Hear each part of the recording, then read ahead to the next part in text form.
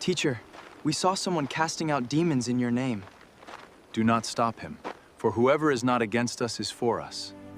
他絕不會得不到報答。馬可福音9章38節，奉耶穌的命。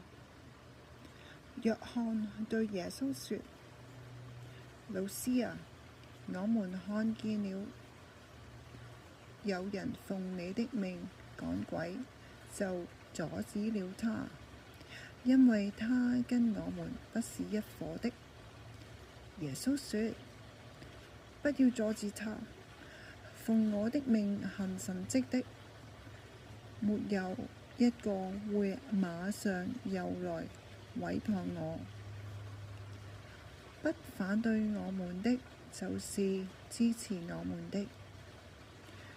如果有人因為你們屬於基督，哪怕只給你們一杯水，我實在告訴他們，他